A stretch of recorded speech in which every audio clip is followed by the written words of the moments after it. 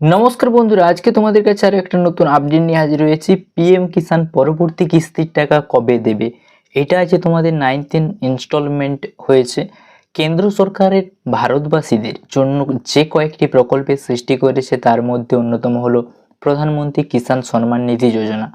কৃষকদের আর্থিক সহায়তা দানের জন্যই এই প্রকল্পটি সৃষ্টি হয়েছে।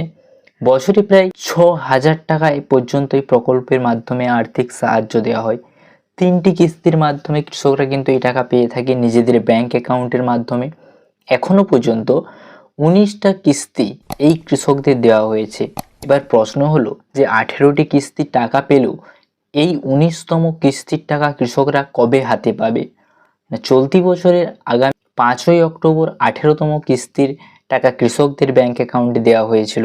গোটা ভারতবর্ষে প্রায় 9.4 কোটিরও বেশি কৃষকরা কিন্তু 2,000 টাকা করে পেয়েছিল।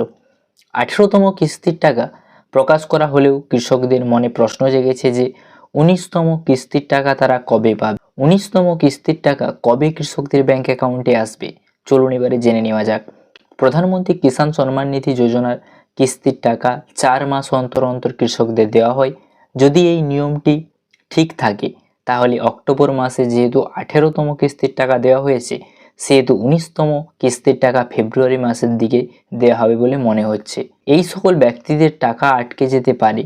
কোন কোন ব্যক্তিদের টাকা আটকে যেতে পারে তারা কিন্তু দেখে নিন। যখনই সরকার কোনো প্রকল্পে টাকা দেয় তা কিন্তু সরাসরি ক্যাশে পেমেন্ট করে না, সুবিধাভোগীর সরাসরি ব্যাংক অ্যাকাউন্টে চলে আসে। অর্থাৎ তারা কিন্তু হাতে টাকা কোনো দেয় না, ক্যাশ দেয় না, সরাসরি ব্যাংকের মাধ্যমে কিন্তু তোমাদের পাঠিয়ে দেয়। ডিবিটি এর মাধ্যমে টাকাটি চলে আসে ব্যাংক অ্যাকাউন্টে। ডিবিটি না থাকলে টাকা পাওয়া যায় না। এই কিষাণ সম্মান নিধি প্রকল্পের কিস্তির টাকা পাওয়ার জন্য অবশ্যই কেওয়াইসি করতে হবে।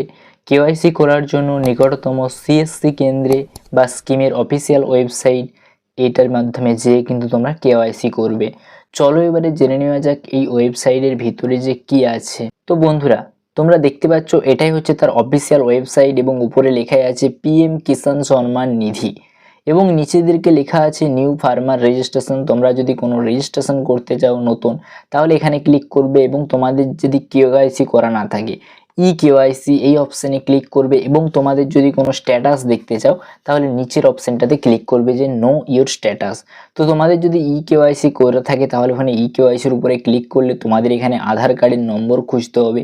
আধার কার্ডের নম্বরটা এখানে দেওয়ার পরে সার্চ অপশানে ক্লিক করলেই কিন্তু তোমাদের কেওয়াইসিটা দেখিয়ে দেবে যে কমপ্লিট আছে কি নাই, তাহলে তারপরে কিন্তু তোমরা করতে পারবে। এবং নো ইওর স্ট্যাটাসে এখানে ক্লিক করার পরে তোমাদের রেজিস্ট্রেশন নম্বর যেটা আছে সেটা দিয়ে তোমাদের এই ক্যাপচার কোডটা বসিয়ে এখানে গেট ওটিপিতে ক্লিক করলেই কিন্তু তাহলে তোমাদের এইখানে স্ট্যাটাসটা শো করবে। এবং তোমাদের যদি নতুন রেজিস্ট্রেশন করতে চাও তো প্রথমে নিউ ফার্মার রেজিস্ট্রেশন অপশানে ক্লিক করবে। এখানে ক্লিক করার পরে এখানে দুটো আছে rural farmer registration, urban farmer registration. যে কোনো একটাতে ক্লিক করবে। তুমি যদি রুরাল হয়ে থাকো রুরাল, আরবান হয়ে থাকলে আরবান। তারপরে এখানে তোমাদের আধার কার্ডের নম্বরটা দেবে, মোবাইল নম্বর দেবে, স্টেট কি আছে সেটা দেবে এবং ক্যাপচার কোডে এই পাশের প্রসেস দেখাবে এবং গেট ওটিপিতে ক্লিক করবে। তারপরে তোমার মোবাইলে ওটিপি আসবে, ওটিপি বসিয়ে সেখানে আধার ভেরিফিকেশন করার পরে কিন্তু তোমাদের এখানে রেজিস্ট্রেশনটা কমপ্লিট হয়ে যাবে। তো এর মাধ্যমে তোমরা সরাসরি কেওয়াইসি, নতুনভাবে রেজিস্ট্রেশন এবং তোমাদের স্ট্যাটাসটা কিন্তু জেনে নিতে পারো পিএম কিষাণে। আশা করি তোমরা বুঝতে পারলে আজকের পুরো ভিডিওটা। পরবর্তীকালে আরও নতুন নতুন ইনফরমেশন পেতে চ্যানেলটাকে সাবস্ক্রাইব করে রাখবে। Thanks for watching. SM education family. জয় হিন্দ।